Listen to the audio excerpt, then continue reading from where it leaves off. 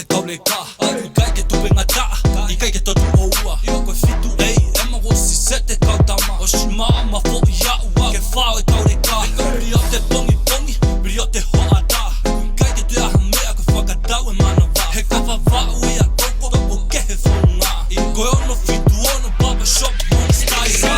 Kolo kawa wau I a Loto Neiafu Palo fesha Barbershop Mo tau kakatau Hiki hiki I e paki he Neiafu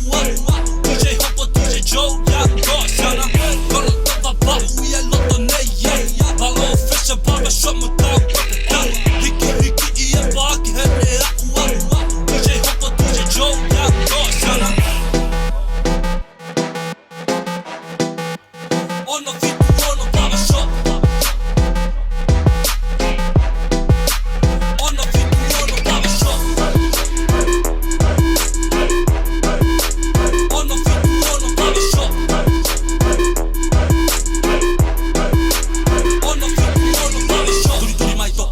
Turi mai toko na ke tō o ta au I he mo nuko e ni ko atu ia I ke te koe mo au Whakawhiki whiki ho style lang he taha ki he te au He kua kou ngau e I loto I he pesete te au Shio, ko fika, ko laine, ko kika, ko mesha, ko hika Ko pera po matike tiko shio, ko fika, ko laine, ko kika, ko mesha, ko hika Ko pera po matike tika Kolo tawa wau I a Loto Neiafu Palo fesha Barbershop mo tau kakatau Hiki hiki I e paki he Neiafu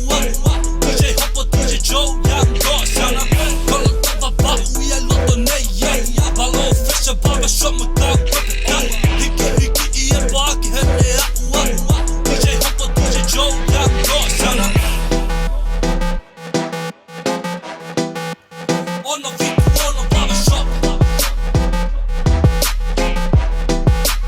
Ono fitu ono Barbershop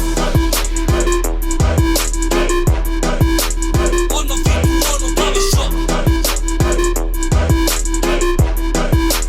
Ono fitu ono Barbershop Ko e whawhangu Koe ai e kau le ka Aru kai ke tupe ngata I kai ke totu oua I o koe fitu ei Ema wosi se te kau tama O si maa ma fo I aua Ke whao e kau le ka Biri o te pongi pongi Biri o te hoa ta Kui kai ke te aha mea Koe whakatau e mana wā He kawa wau I a koko Toko ke he whonga Koe ono fitu ono Barbershop Mon style Kolo tawa wau I a Loto Neiafu Palo fesha Barbershop Mo tau kakatau Hiki hiki I e paki he Neiafu